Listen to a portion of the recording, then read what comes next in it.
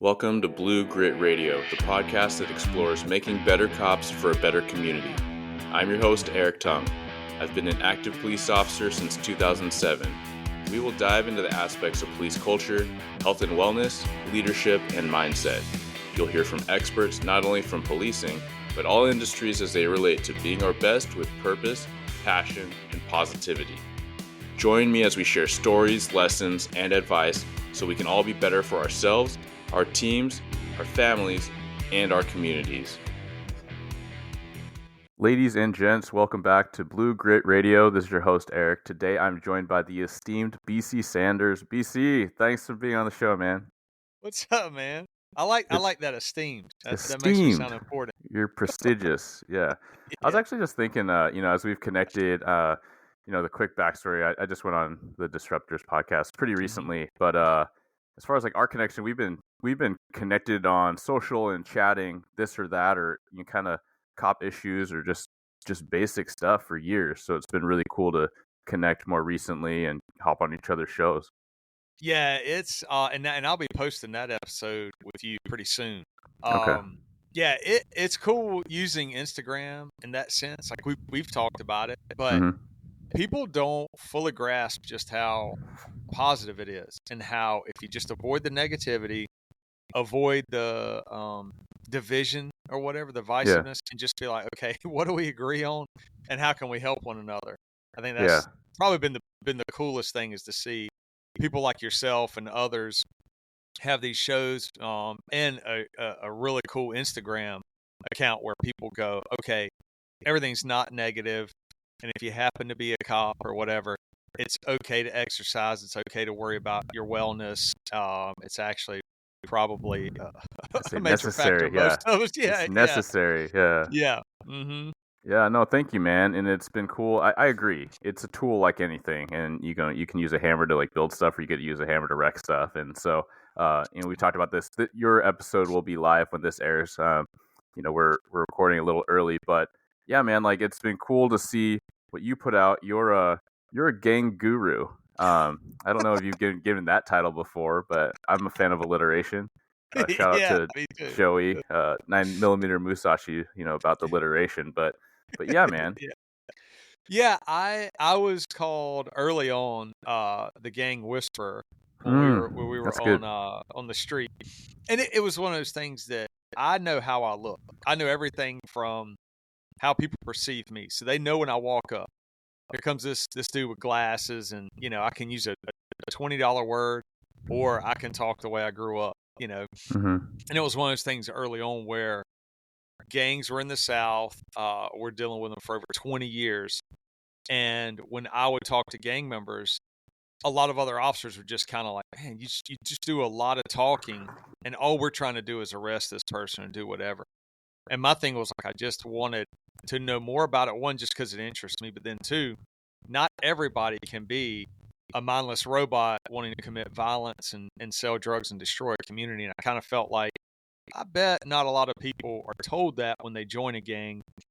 I bet they're told something different, kind of the way some people get into law enforcement, and their perspectives are much different at year one than it is year 5 or 10 or whatever. So yeah, early on, I was just fascinated with everything from how a person posts up, I mean, like how they stand on the corner, how they shake hands, like how they piece each other up or whatever. Like gang sets will use universal hand signs or universal handshakes, or they'll use set handshakes. So I could actually watch two bloods do a universal handshake and go, okay, that guy's from one set, that guy's from a different set. Even though they might be selling drugs and really we're there for the drug case, I want to know how else I can use that material. And so it started early on like that. And that was the running joke was I could walk up and guys could be irate, basically telling everybody to F off or that they were going to kill you or whatever. And then I may say just a few key phrases. And the next thing you know, we're sitting there talking about something completely different, and they've kind of calmed down and relaxed. So that's why the running joke was like that, or they would call me Dr. Phil. They'd be like, here comes Dr. Phil. He's going to start talking to everybody about their problems and everything. I'm like, well, sometimes, believe it or not, the most volatile person on the block is that way because they're dealing with so much in life. Shoot, it You makes know, sense, right? yeah, Yeah, like they're dealing with the emotional same. regulation. Yeah. Yeah, they're dealing with the same things that we are in our line of work. It's like we're worried about getting shot. We're worried about having to shoot someone. We're worried about, our own mental health. It's the same thing in the gang world. They're worried about getting shot. They're worried about their families Mm-hmm. getting shot. They're worried about where the next dollar's coming from, and they get into that day-to-day mindset. And it's Mm-hmm. like, hey, how do I flip this product, or how do I start getting these free bands, or getting into fraud, whatever it is. But it's that day-to-day mindset. So I don't Yeah. know. I just always was intrigued. I got bored very quickly with anything that was traffic related, for the sense of traffic. Mm-hmm. I was very big on doing multiple traffic stops, but then trying to get into the car if it was a gang member and see what was going on, or Sure. just put blue lights on my beat to where at least people are like, all right, hey, they're out and about tonight. Like, let's lay Mm-hmm. low. Let's not do some stupid stuff that we were planned on doing just because they're Yeah. out heavy. Well, it's very much a deterrent, and I'm curious. Like, did you always have that kind of? I mean, you recognize, and I'll just call it what it is, empathy. Like, you saw the human side of that. Like, these are people in a Mhm. life, in a lifestyle that may be very foreign to some of us, and a lot of us learn it in the job, or we should be, responsibly trying to learn about it in the job, so we can see how people tick, so we can see how people work and communicate. Right? Was that always a thing for you? Did it take time for you to observe and recognize that? No, it's always been that way. I grew up with some of the just coolest guys in the world, really cool cousins, my older brother. But I also had friends that did some really bad stuff. I had a buddy that used to do home invasions of drug dealers. Mm. So I was 16 years old, had to borrow my mom's car and actually go pick him up when he got released from prison. He was older than me, you know. So, and he even told me when that went down, he's like, I'm not going to say anything about it until I do all my time, because there may be a chance that I get out of this. But he didn't. He served his time. And so when I went and picked him up, we went to a Hardee's restaurant back then, and he laid everything out, told me step for step what he did. And it was one of those things where at that age, I could see this is a guy that I hang out with. We play basketball, we joke, whatever. I see him as just like a friend, but his adversaries are getting their doors kicked in, and he's putting, at that time, a double barrel or a sawed off shotgun in their face, Mm-hmm. or, hitting a dry hole and then getting caught by the police. Either way, it was just one of those things that I knew that human beings, just people, can make some really bad decisions, but that's not their whole I don't know, their whole output. Even him going away. I mean, we were playing basketball one day, man, like a year after that.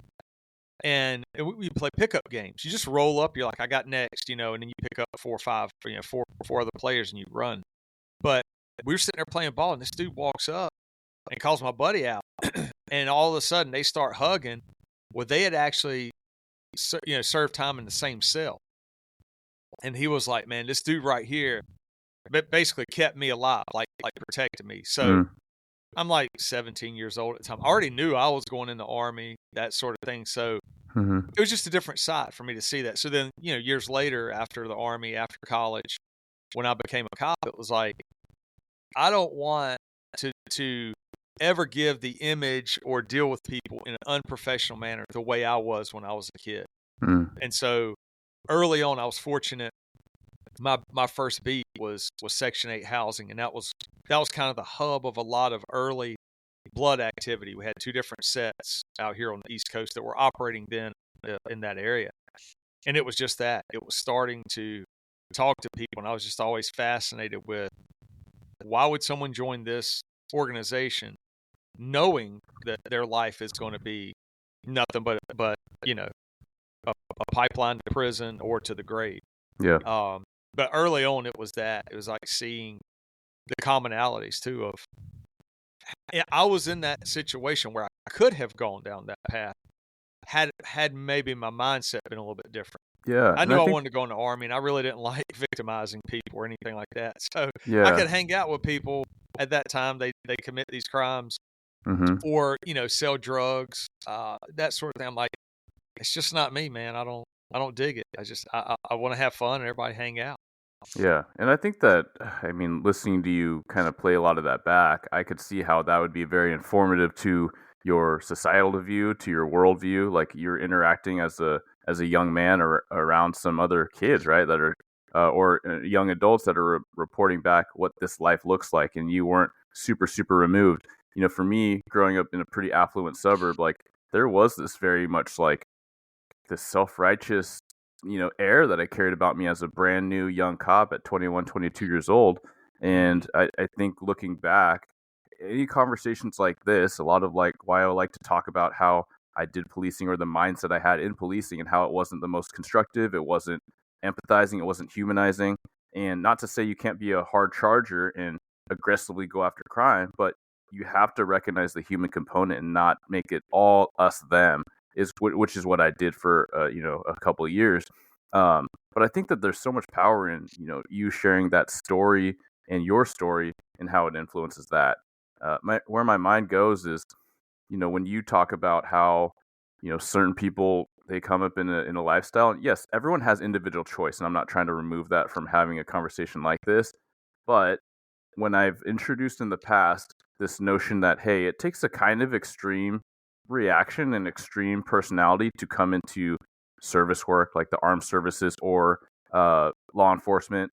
You have someone that's very convicted on ideals, and for some people going into gang culture because that's the only way they know how or the only way they suppose they know how to support their family or protect their block or what have you, that's kind of an extreme thing too.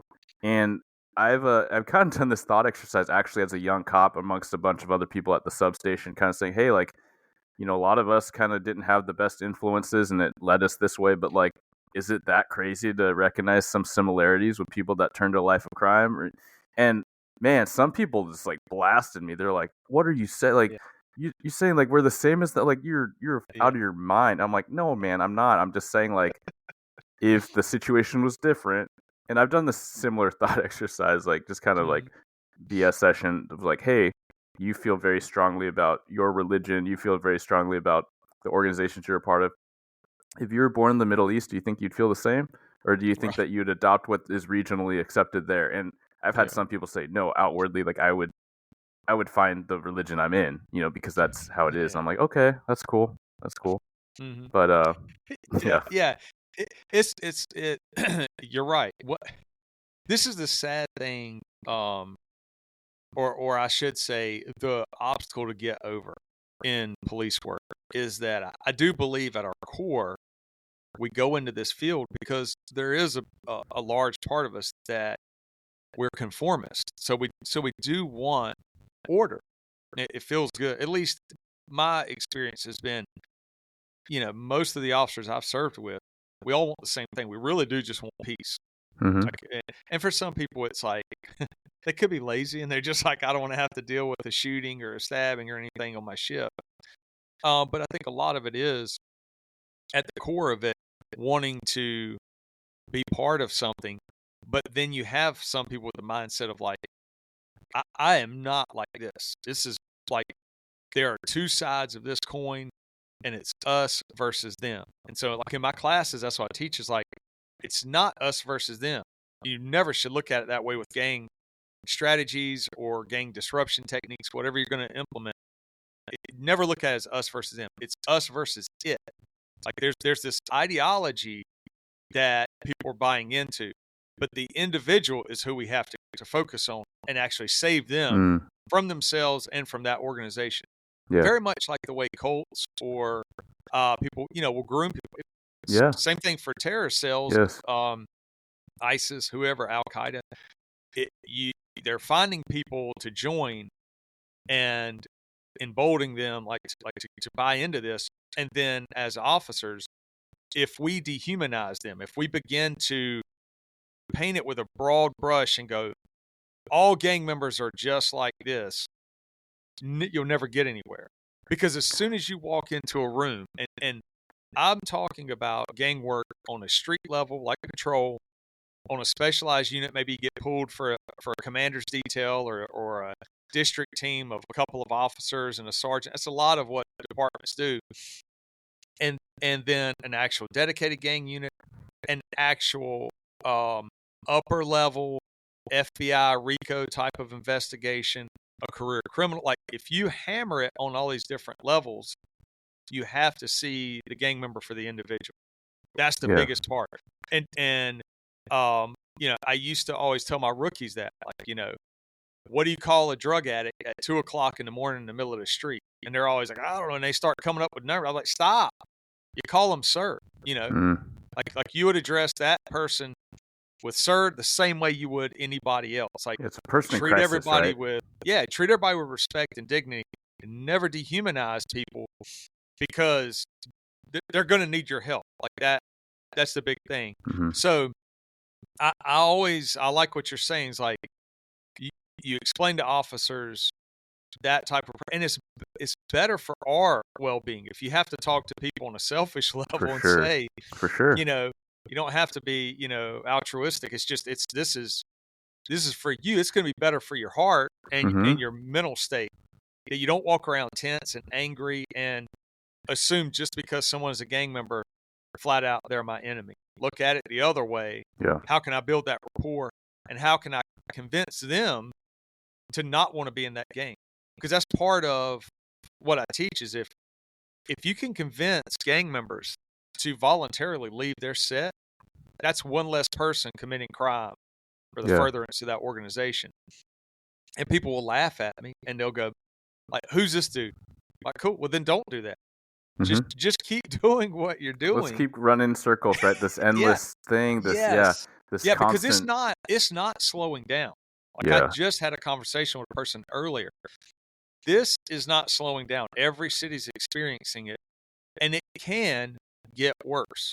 Yeah. Like, that's or it can get better, depending on the approach. Yeah. One thing I like, sorry to cut you off, but like when you're talking about, hey, like, let's look at them like people, and if you don't, what that can manifest into, and truly, like, what I believe it can manifest into is you're furthering their narratives that, like, oh, why would I leave this life of crime? Why would I leave this gang? This family is the only thing that's looking out for me, to include the police. So if you talk to everyone like they're a POS, and you talk to everyone like they're a quote unquote criminal all the time, and I'm saying, okay, when people mess up, you got to deal with it. I'm just saying, like, are you talking to them like a person? Or if they're not an offender on this day, just because they're wearing colors, does it mean like you're going to treat them a different way?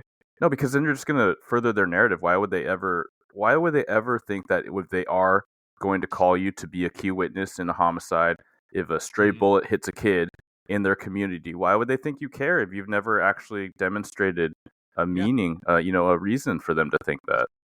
Yes. And that, it's the same thing, like when you're talking about that, the building the rapport and just looking at it from that perspective of like, hey, this is a long-term problem.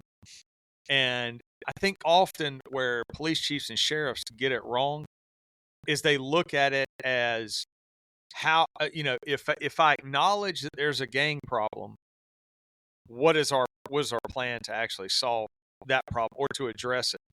And a lot of people were like, well, the community really wants us to do gang outreach and gang prevention, so that's what we're going to do. And you can do it. I'd venture to say there's not a lot of data out there that you could show a program that a law enforcement agency has implemented that deters juveniles from joining a gang. The only reason I say that is that's the burning question I ask a lot of gang members. What can I do as a cop or a detective or whatever? Like, what is it that I can do or say to a young person who's starting to look towards that gang path? And time again, dudes will be like, there's nothing you can say. Nothing. Because nobody's going to keep me from joining a gang. And as they talked about, I was like, okay, so there's kind of, you have to find that individuals are going to find the gang one way or another, either through social media, through a cousin or a friend, through their neighborhood where they live, their school. And they're going to be kids that I've watched it grow up in the same family. One brother joins the gang, the other brother's like, nope. Like, I want to go in the military, or I want to go work for this company, or I want to go to college. Yeah. And they live two completely different paths, but they both are living in a household that sociologists would say is rife with alcoholism, drug use, sometimes abuse. And it's like, but that individual says, I don't want to go that path. For the one that does choose that path for that gang activity, you do have to be able to approach them and to be able to talk about things on a very human level. And I've been in rooms before or, done interviews and had gang members start to cry in the interview. And so, a lot of times every agency is different, but when I worked aggravated assaults or when I worked homicide as a detective, it was one of those things where when I'm doing those interviews, a detective may see me, on the monitor in the interview room talking to a gang member, and then they come back like 20 minutes later and they look at the monitor and the gang member's crying. Mm-hmm. And we may even be like right on the corner of that table, maybe even patting them on the back, that sort of thing. And I've had a detective before tell me, hey, you cannot threaten these guys. That's not a technique we use. And I'm like, I'm not threatening anybody. Well, they're in there crying. Because that's the only time they'd ever seen tears was like, when guys are crying, they're going to prison. I'm like, no. Mm-hmm. We're actually talking about other things. Like I'm describing to them the bullet that went through the 4-year-old's head. Mm-hmm. And I'm describing to them what, who the 4-year-old's grandmother is and what her life was like and how she went through the civil rights movement in the South. And they had the Klan marching through and they were burning crosses in yards. And now that lady is retired and she's got a family, but now she gets victimized. And who does she get victimized? By you, you firing the shot. You're the one terrorizing the neighborhood. And so for a lot of guys, it's like they never slow down. They never think about these things. And then when it happens or when they see it, they try to block it out. They try to act like that didn't happen. I didn't mean to do that or whatever. And so you do sometimes you have to dig in and say, no. You caused this. You did this. Your family, set, organization, chapter, whatever you want to call it, you are terrorizing the neighborhood that actually 20, 30 years ago was, middle to upper class. And now y'all have done a really good job of destroying a neighborhood where families have to sit behind closed doors and fear that their own grandkids are going to join the gang.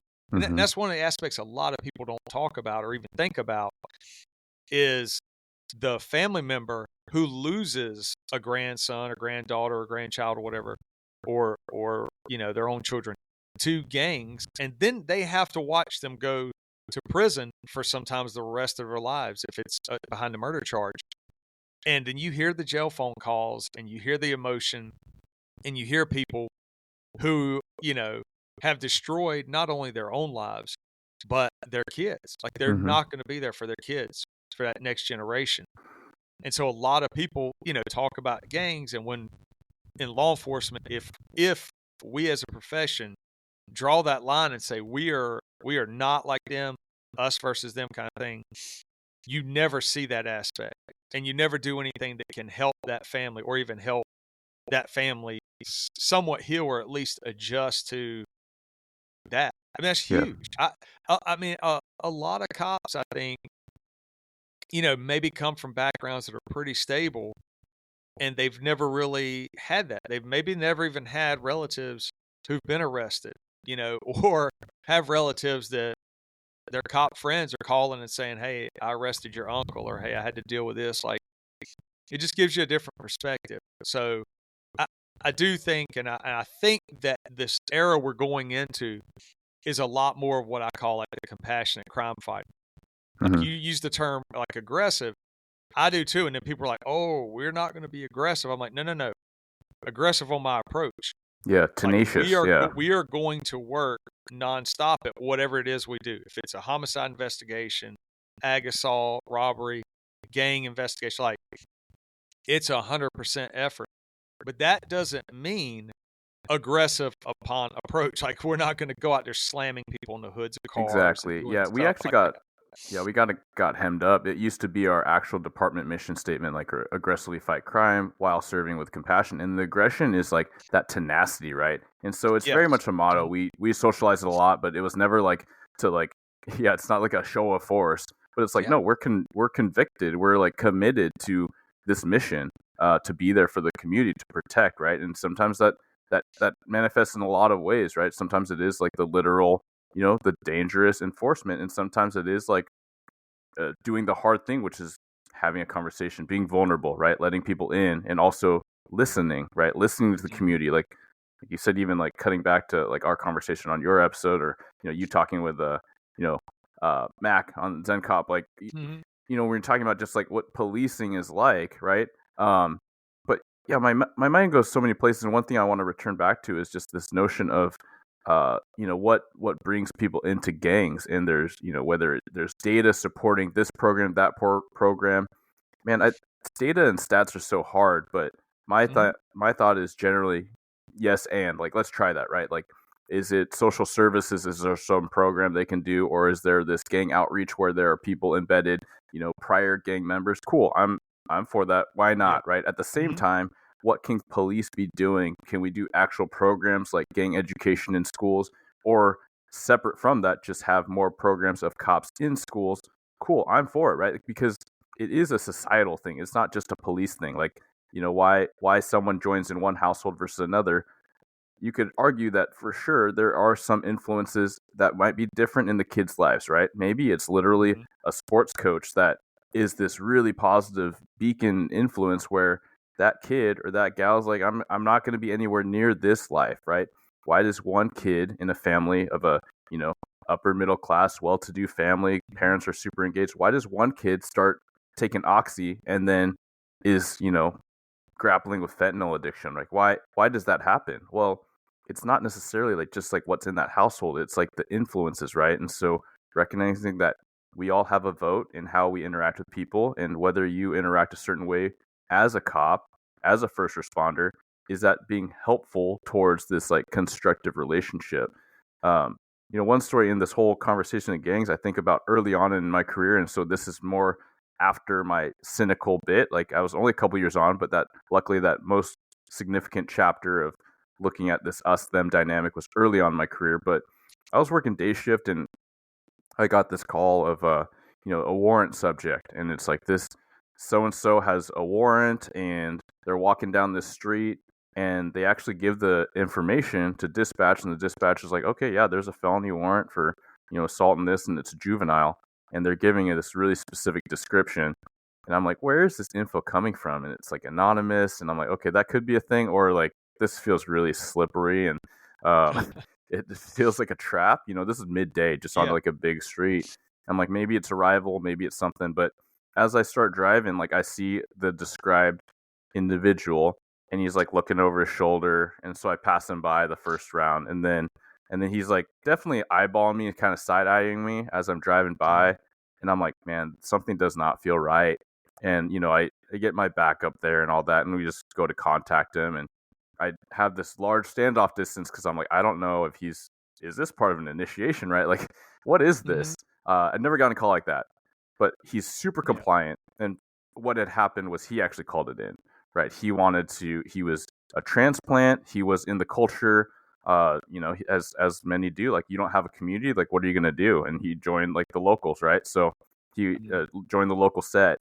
And in our conversations and our interactions, like, I was just like, hey, man, like, and I just kind of leveled with him. I was like, dude, I didn't know what was going on. I didn't know someone's going to ambush me, or like if you were like, you were going to do it, or like, is this a rival? And he was kind of laughing at I suppose my willingness just to open up and just laugh at myself and all this. I was like, dude, I appreciate you just being cool with me. Good on you for taking some ownership. You got this warrant. You're trying to get it cleared up. I'll drive you down. Anything else you need? And I was just, just BSing with him, right? He was like a 15-year-old. But on the way up to downtown Seattle, the whole time he was just like, man, I can't believe you even like talked to me like this. And we were just talking about life and stuff, and how he didn't know what to do, and he just wants to get out of the life, but he also doesn't have any roots, and he's now with his auntie and all this stuff. And so we just tried to make it just like a positive experience, right? I was talking to like, hey man, like, what do you like to do? What sports do you like? What do you want to do for work? And he's like, no one's really ever asked me that. I was like, dude, well, you don't even have to decide, but let's just like spitball some things.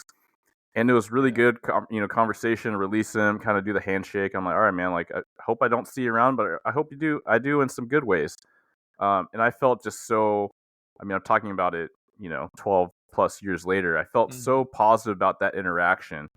And then, it was not 6 months later that I saw his face on a bulletin with this whole set, like the whole group that's rivaling with the other group. And I was like, oh man. And I felt so dejected. I felt so low. And I think that's the idealism when it gets checked. But at the same time, like, I still have to look at that like a positive experience. I don't know. I didn't track like where that kid is. If I saw his name, I'd remember it, but I can't say, I couldn't say right now. Yeah. And I wouldn't say right now on recording, but yeah. Right. all to say, like, I'm saying this story, but although it was just like this deflation, I remember how deflated I felt. I was like, crap, like, where's this kid going to end up? But like, we got to try, right? We got to try with the time we have, because if something did turn up for him at some point, I'd like to think that it's not me. It's probably a lot of conversations with cops and other influences, right? That he started to recognize that he could have other opportunities. He could have a different life. Yeah. I always like to tell officers, do you want the public, like just the average citizen, to judge all police officers on your encounter that you have with them? Yeah. And so for some, it clicks immediately, like, oh, okay, it's like customer service, whatever. But it's this idea when I was a kid, and before I ever really had any kind of run-ins with the police, there were like punk rock bands that were like flat out anti-cop. Yeah. Back then, and that's the thing. Like, everyone kind of feels like this is a new era issue, but it's not been. It's been in subcultures for a long time, and there are departments that were heavy-handed, and they have to own that. That era of policing. So when I was a kid and I would hear that, I can remember thinking like, okay, like TV shows are one thing, music's another, and then all of a sudden, as I got a little bit older as a teenager and started encountering police, it was like, oh, okay. So pretty much everybody is kind of a jerk. Like, and I wasn't this way. My buddies were not this way. We were like, yes sir, yes ma'am. Like, we weren't mean kids. Now, we would fight if people messed with us, but that was on them. Like, I'm not gonna mess with you. You mess with me though, and it's go time.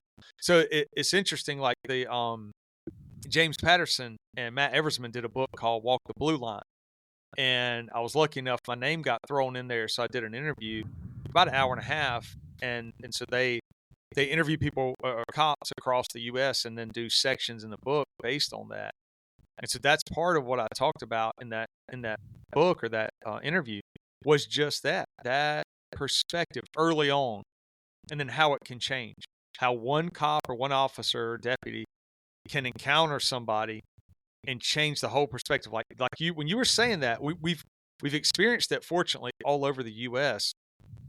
And when you do, like you said, that young man was like, I can't believe you're talking to me. Because probably in his mind, everything is like the crooked cop on TV shows that beat confessions out of people, or, what music is telling you that, F12 and all that, ACAB and stuff like that. Yeah.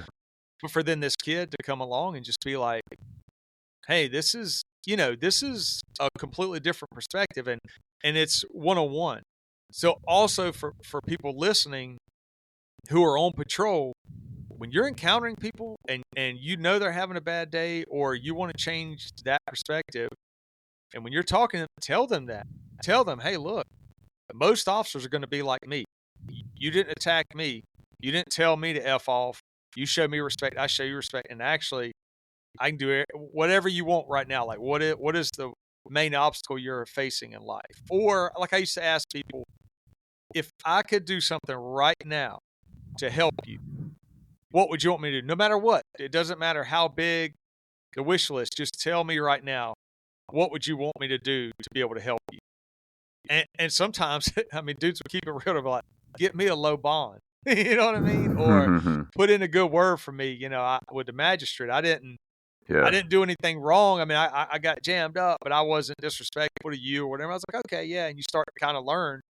Some people are going to commit crimes, and they're cool with that. but they're professional about it. And then young kids start to go down that path, like you were saying, and then you spend time with a kid, and I've been in it long enough to watch kids grow up and sadly see them go from the 12, 13, 14-year-old running around the block to 16, 17-year-olds charged with murder. And you're like, I remember that kid. I remember as a patrol officer, so early on, I mean, it was rookie, maybe my second year on, but going to a drive-by shooting. And the real cool thing about it was I worked in the same department my entire career, big city in the South. And there were only 4 officers working the entire district that day. And we had about 90% of the homicides because we had a lot of gang activity. So I'm rolling into a neighborhood that's predominantly Hispanic.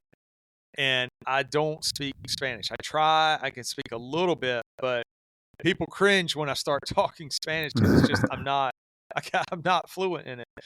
But when I rolled in, immediately everything was different. Like cars shot up, and there's about 5 or 6 dudes that were Sereno clicks, like a very specific click.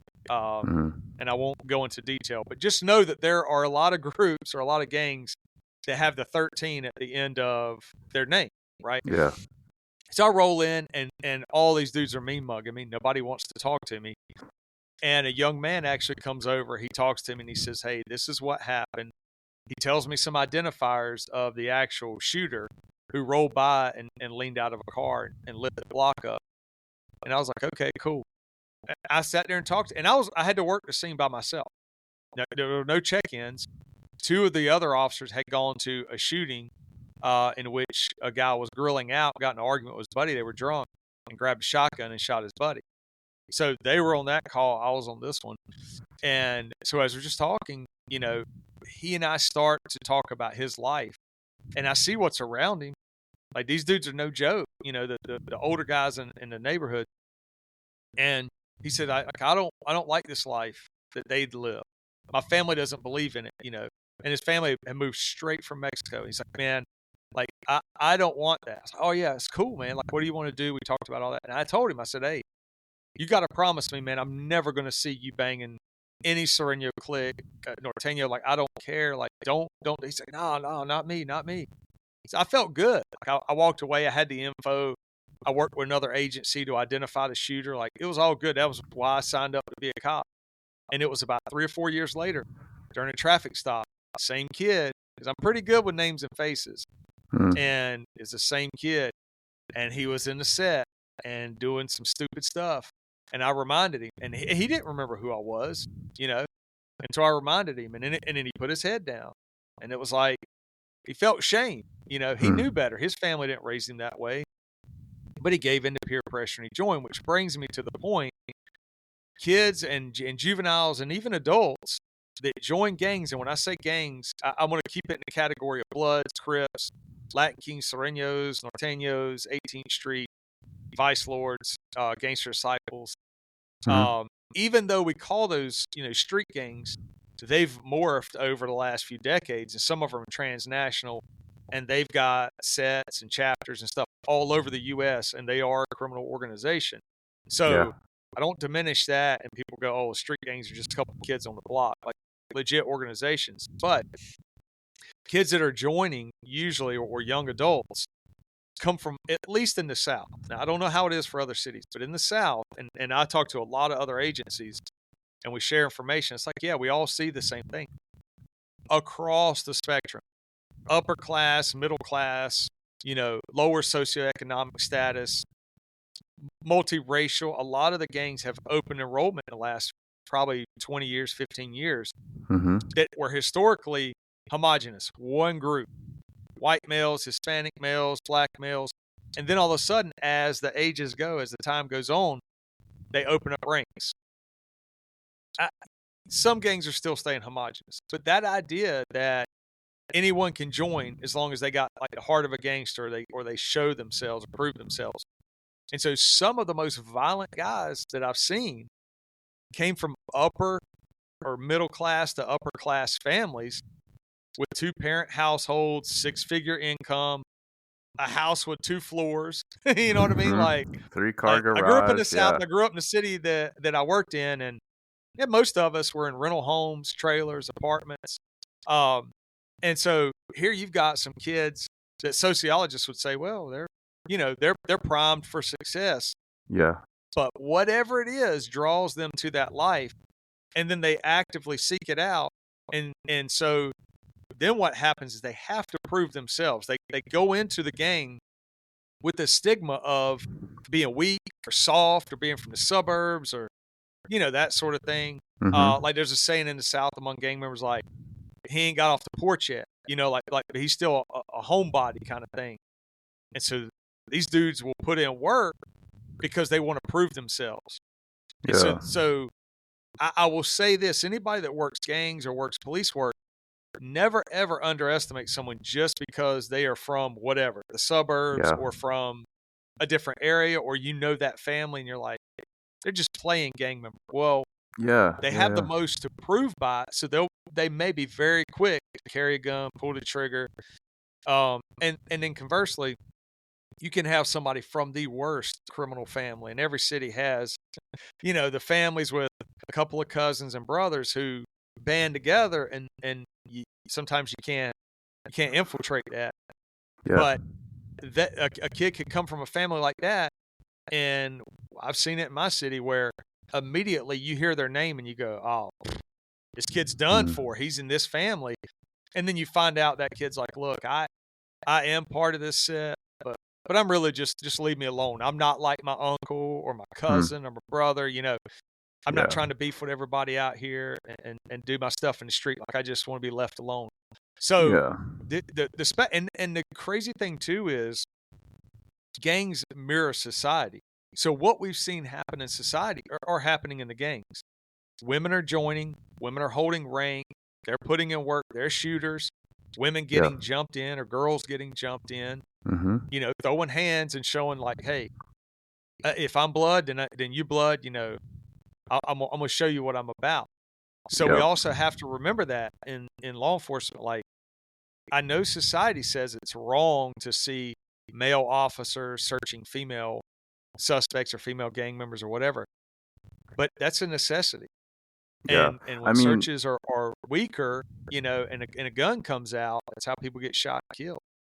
Yeah, and there's so many points in this discussion. And one is that, these are not even new trends, right? Like when I was coming up, I had an extreme interest in gangs, and I ended up kind of diverting more of my extracurriculars towards working K9. But it was always there, right? I always loved learning. I always loved going to regional gang trainings to learn identifiers, and I would talk to people. And sadly, I was one of a few that would actually talk to people and document some of these things in my reports. When people are willing to talk, right? Hey, did you get jumped in? Did you get blessed in? Like, what's your story, man? And like, who's beefing, kind of things, right? And if you talk to people like people, then they'll talk to you usually, right? People like to talk about themselves.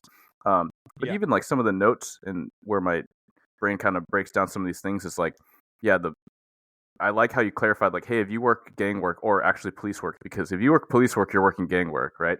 We were messaging recently where I'm like, man, it's not as obviously prevalent, but a lot of these notions are very much a thing, right? It's almost like a pyramid scheme, right? They might seem like peewees, and they might be actually or like working like really disorganized peewee kind of level kids, right? But they're all part of a greater thing, and the prison systems, and right, like these are enterprises, and there's money, there's drugs, there's all these motivators behind it, and even with color, right, with race, with gender, like it was a known tactic or a safety thing to teach, like, hey, a lot of people recognize that females won't be searched as quickly, or their handbags or backpacks, like they won't be the point of attention because they're generally not the attackers of law enforcement. However, if you're walking with your female friends and you're a dude, like, and you're packing, maybe as you see the cops like get closer, you hear the sirens, you pass it over to them. Like, that's been a known thing for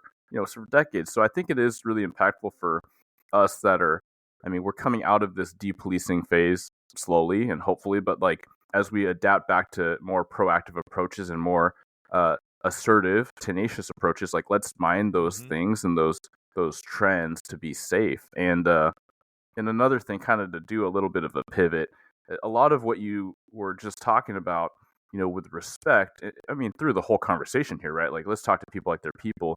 Shout out to Jason Lehman. He runs the, Why'd You Stop Me? And a lot of his reflections of his law enforcement career, on and off. But, there's this notion that a lot of us were brought into, that respect needs to be earned. And we even have said that on the street, or I said the collective we. And, you give respect, receive respect.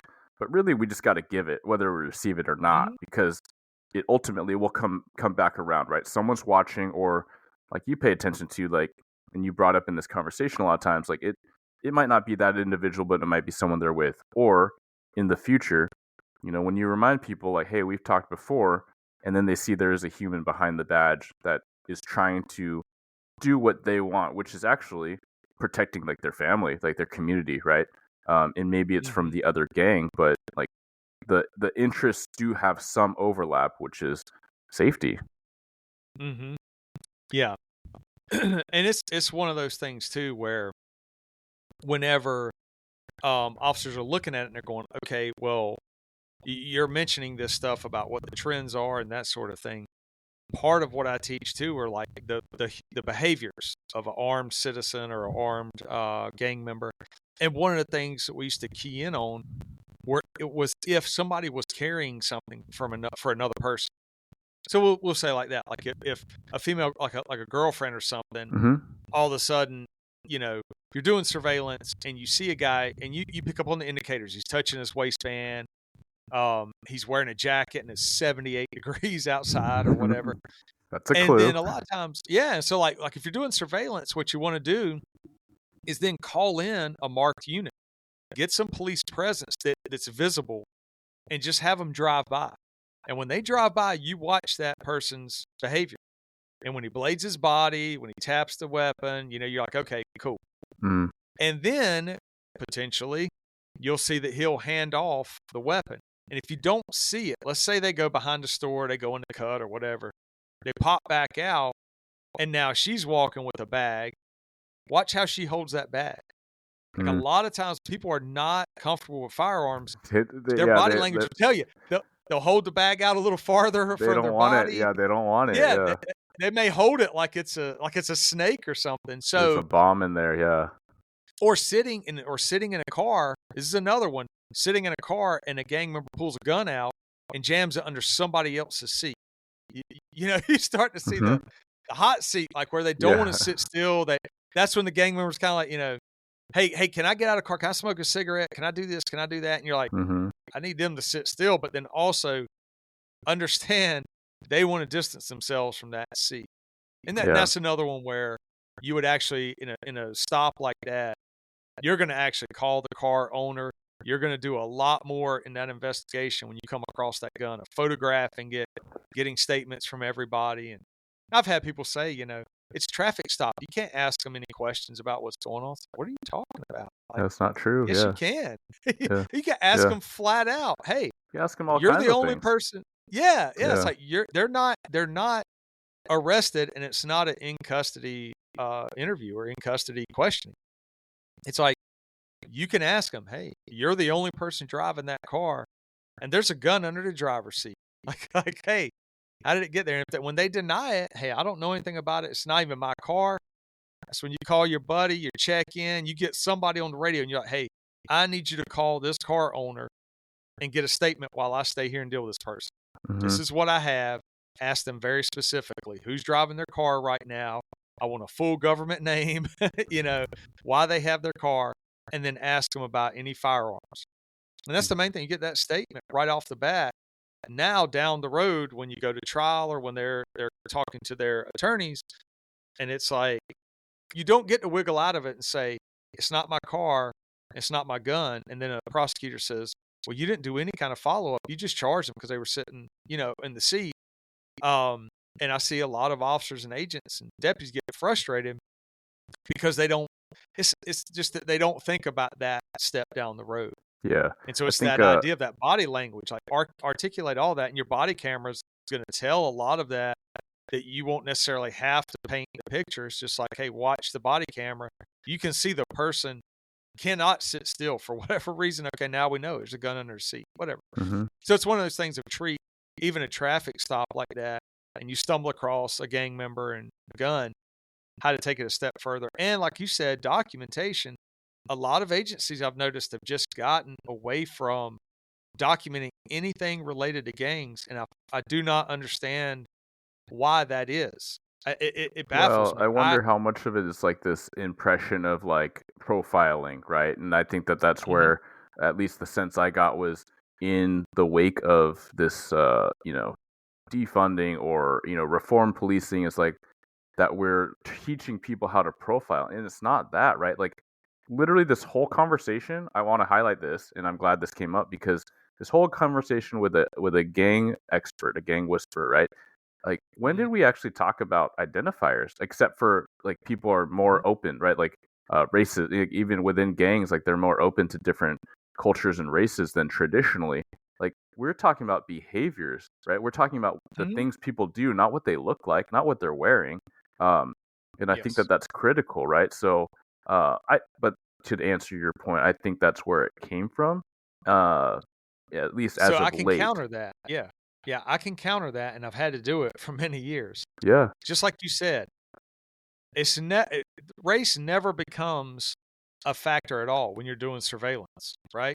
Or when you're going after whatever, the criminal element is selling, whatever, breaking into cars, whatever it is, whatever proactive stuff you're doing. You're watching human beings. And you can literally watch a group of 5 guys stand on the corner or stand in front of an apartment complex. And once you approach in uniform, the one that's holding drugs or a weapon or any kind of contraband is going to stand out immediately because you're keying in on that behavior. You're one watching of these things is not like the other. Yeah, exactly. Yeah, like a kid could probably tell, right?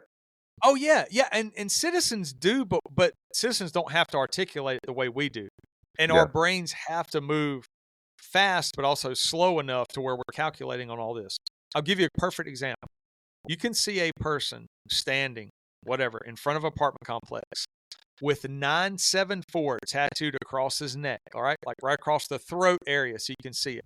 What I teach is called prime real estate, the face, the neck, and the hands. Because usually loud that's and what's proud, visible. Right? Yeah, it's a big deal. Yeah. So let's say 974 across the neck, right? A 6-pointed star on the fist and pitchforks going up, right? Okay, so a lot of people listening is like, boom, already they know what that is. Then you can just look at the whole body and go, okay, hey, it looks like he keeps tapping his right pocket. He's blading his body. You know, you're a patrol officer, you're in uniform, you start walking towards that person. They're doing all these things. You build up on it, and then you actually detain them based on your observations. Those few indicators, though, if you're trained up on it and you know gang stuff, you would know immediately, I'm dealing with IGD, Insane Gangster Disciples, the 9, the 7, the 4. You take that, plug it into an alphanumeric code, and the 9th letter of the alphabet's I, 7th letter G, 4th letter D, right? So that's the reason I give that example is being a member of a gang, a violent gang that, in fact, in that city can be linked directly to shootings, homicides, terrorizing neighborhoods, whatever you want to call it. That now I think becomes an articulable fact in whether you're doing a frisk of somebody, or do you have enough probable cause to do a search, or what, it also is very indicative of, or it indicates, okay, now I'm dealing with someone that is part of a criminal organization. And how do we know that? Well, our agency's history hopefully can tell us this many gang members are in our city and they've been tied to this many acts of violence. And so if you're not documenting, but if you're not documenting this stuff and you're not tracking it and you're not working gangs on a proactive end, now you're actually setting your own officers up for failure and the neighborhood and the citizens. You can never win over citizens to cooperate when you don't know the first thing about the actual gang in that area or can even talk about it. 100%, man. And man, I love this. We could keep going for hours, and unfortunately, I do have an engagement. Yes, but I would love to continue the conversation. But yeah, we've talked about so many things as they link directly into connection, community policing, and how that interacts with the actual community, as well as like the hard and fast and like the brass tacks, like how cops can be safer and use actionable intelligence. But for the listeners, man, like where can people find you and what you're working on and get in contact? Yeah, the easiest way is just through email. So it's the disruptors.bc.ski, S-K-I, at Gmail. So it's the same as my podcast. So it's the disruptors, BC, SKI at Gmail. And I say that just because the only social media platform I'm on is Instagram. Mm-hmm. So Instagram will be _disruptors_podcast. But yeah, hit me on Gmail.